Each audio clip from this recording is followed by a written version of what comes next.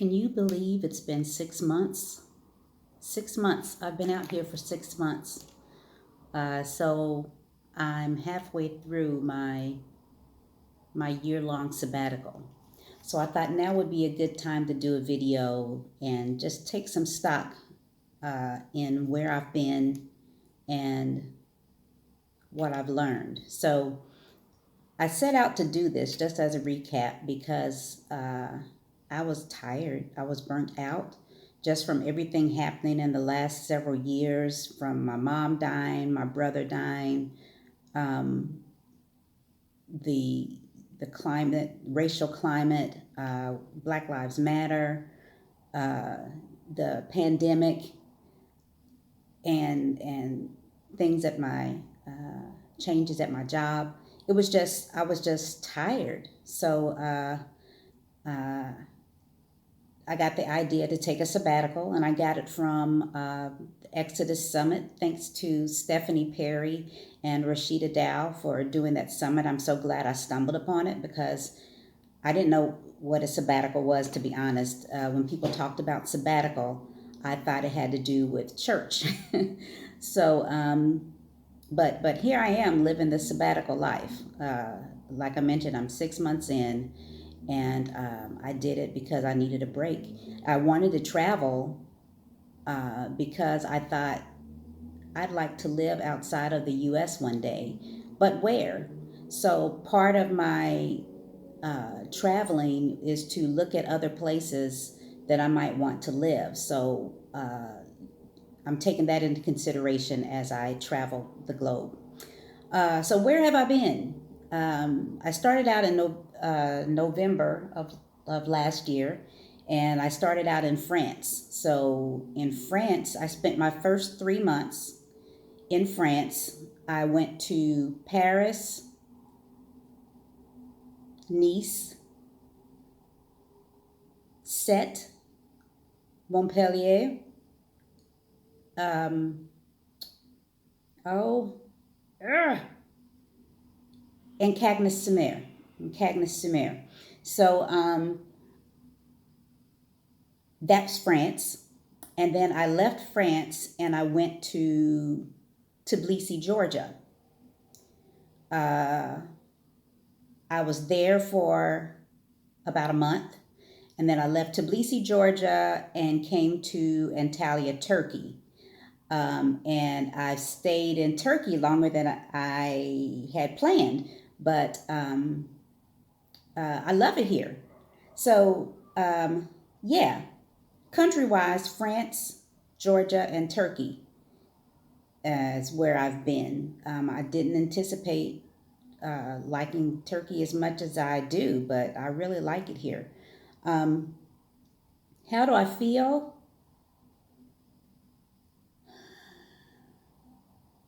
That's a good question. I was talking to Rosanna. Shout out to my girl, Cat. Oh shoot, Cat, Cat, Cat. What's your screen name? Cat Waffle Cat, Waffle Cat, Waffle Cat Designs. I think it is. Um, but yeah, I was just talking to her about how I not as introspective as I could be. You know, the things that I'm doing because I'm in the community where a lot of you guys are doing this.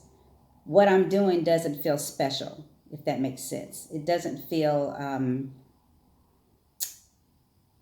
out of the ordinary, or I don't feel like I'm doing anything extraordinary by taking this sabbatical or the things that I've been through. You know, I've had to turn on a dime. You know, I've had to deal with issues and things on the go. Um, yeah, so um, my therapist thinks that's amazing. You know, she's in awe of what I'm doing, and she tells me I'm brave and adventurous. And I'm like, nah, I'm just doing it. I'm just doing a thing. You know, it's not anything special. And she's like, yes, it is. So, yeah, that's something I think I need to work on to learn how to see what I'm doing and appreciate it.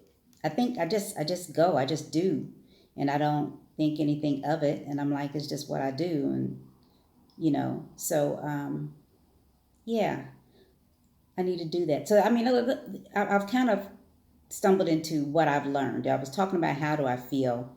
I mean, I feel good. I feel all right. Um, I put how do I feel and what have I learned together. What have I learned about myself?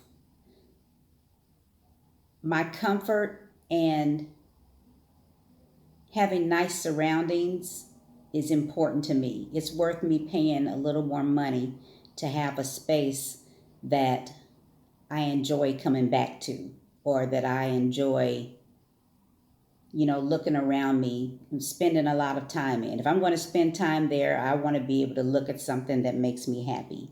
So I've picked places with nice views. I've picked places where the interior is nice. I'm not one of those people that, oh, just give me a bed and a bathroom and I'm good. No, give me something nice. So when it's not nice, like the place that I'm in now, um, I'm not happy. But if you guys remember, I do have an amazing view here, so I don't have to look inside. I can look out. I can look outside. Um, the other thing I've learned about myself is that I'm still a people pleaser. I'm still a people pleaser. I mean, we're all a work in progress, right?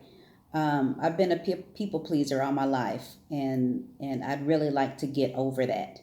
Um, But, I say that because I went to the market last week and I bought stuff that I didn't want to buy simply because I felt bad for the people. I bought this, not Turkish delight, but is Ottoman delight. I don't know what the difference is except it looks bigger, but I didn't like none of that stuff. They kept cutting off pieces and giving it to me to taste, and cutting off pieces and giving it to me to taste, and I tasted and just like, nah. And I wound up spending money on that stuff. Yeah, and when I tell people no, I feel bad, or when I look at something and I consider it, and then it's like, no, I'm not going to get that, to watch their whole face drop, I feel bad. I do things I don't want to do because I'm trying to please people, and I know I do that. I know I have a problem, and I still have the problem. I haven't grown out of it, so that's something I've learned about myself. The other thing, I can still drive a stick. Thanks for the reminder. I'm driving in Turkey when I rented a car for a couple of weeks. Drove stick shift through the streets of Turkey. What else? Uh, I haven't figured out what I want to do. I still haven't for 6 months, and what I mean what I want to do is what I want to do at the end of this. Once this is over, do I want to go back to the corporate world? I don't think so. I don't think I want to. I mean, I like being a project manager. Uh, I like the work, but there's some parts of it that I didn't like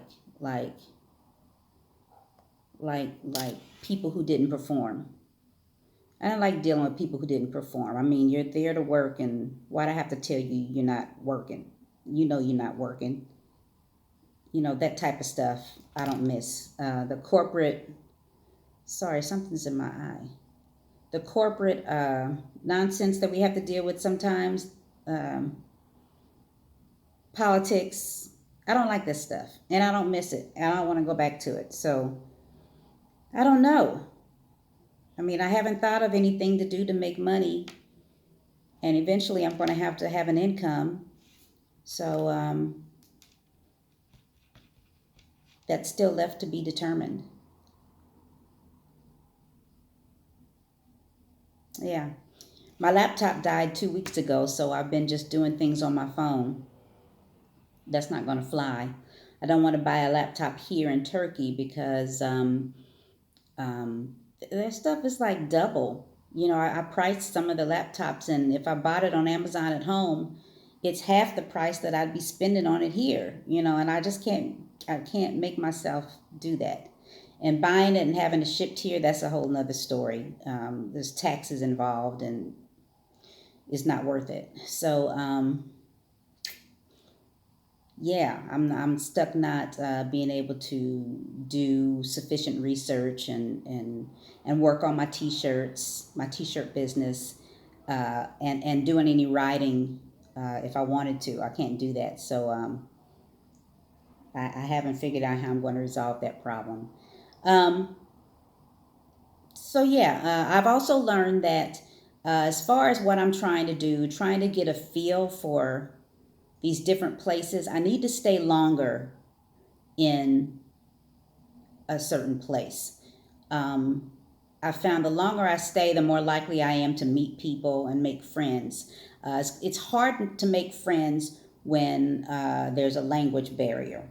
That's always going to be difficult. But for instance, here, there was an active digital nomad expat group. So I've made some friends here, and that really comes in handy, having someone around you can talk to and connect with, and just go for coffee or just hang out at the beach or something. It really makes the place that you're at easier to settle in, if that makes sense. So having an active expat community has been helpful, uh, getting acclimated. What else have I learned? I've learned I'm way over budget. I'm way over budget. I thought I wasn't as bad as I'm pretty far over budget. So yeah, I don't know if I'm going to call. I don't know if I'm going to call it early or what I'm going to do, but I am way over budget. Yeah. I think a lot of that had to do with the Airbnbs. Some of the places that I went, I based the budget off of what I understood their cost of living to be. That cost of living is for someone that's living there long term. Short term housing is expensive. Airbnb is expensive. So, for instance, Tbilisi, a one bedroom apartment might be going for $300, $500 a month, but in Airbnb, I'm paying 800, 900, over $1,000 a month, because that's what the short term housing costs. Same here in Turkey. The rents were lower, but I'm paying for short term, and Airbnb is much higher. Airbnb, VRBO, any short term uh, rental is much higher than a long term. Also, things are changing. So, for instance, here in Antalya, with the influx of people from the Ukraine crisis, from Russia, from Ukraine, it's hard to find rentals. Plus, there are more Americans and Canadians and UK people venturing out of their country looking for some place that's more affordable than these Western countries. And as I'm one of them, we're pushing the prices of rentals up because we're coming and we're able to pay more, which makes it difficult for the locals. So there's some strain there in those dynamics. So the rental prices here in Antalya are going up really quickly. And I've been privy to some people that are living here long term that are really struggling, that have even been put out, as the season's changing and the rates are going up. Some landlords are choosing to move them out so they can charge higher for the rent. It's interesting. It's going to be interesting to see where this place is, how things are here in a year or so. I'd like to come back, but we'll see. And I understand that's going on in a lot of other places as well. So it'll be interesting to see what happens in the next year or so. What else have I learned? France is still at the top of my list. I didn't really care for Georgia, Georgia. It's not that it was bad, it just wasn't my cup of tea. I think if you're someone who's very adventurous and you really like the outdoors, hiking and exploring, you'd really like Georgia because there's a lot going on around the area and it's a lot to explore and there's a lot of people who like to do that. So there are groups that go places regularly. So if that's your cup of tea, check out Tbilisi, Georgia. Um, and Antalya. I only booked a week here because I didn't know what to expect. And I wound up staying, I think it's going to wind up being 6 weeks when I leave, about 6 weeks. I really like Antalya. I haven't been anywhere else in Turkey, um, but I really like Antalya. I could see myself living here, to be honest. So Antalya's up there with France. So I have some more exploring to do in France. Um, yeah, so those are the things that I've learned so far in my 6 months out here. Um, what's next for me? I'll be leaving Turkey soon. I'm not going to say where I'm going yet. I'll save that for another video. But I'll be leaving Turkey soon. Going to my next place. Part of me is ready to go home, to be honest. I've been looking at flights back to Atlanta, but I don't have a home. I sold my house, I sold my car. You know, my daughter's still in Atlanta, my grandson's still in Atlanta, my dogs are still in Atlanta. So, you know, home is where the heart is. So, um, the part of me that wants to go home is just, I guess, familiarity with the U.S., what I'm used to. But when I go home, it's going to be new because nothing is mine. I didn't leave a home to go back to, you know. So I don't know. So only part of me wants to go back. The majority of me doesn't want to. The majority of me wants to stay out here trying to figure out where I want to stay for a long period of time and then setting down roots there. So, yeah, I don't know. Um, I'm beginning to look for remote work. I actually had an interview last week. Um, the job would have been a good fit for my skills and my background, but uh,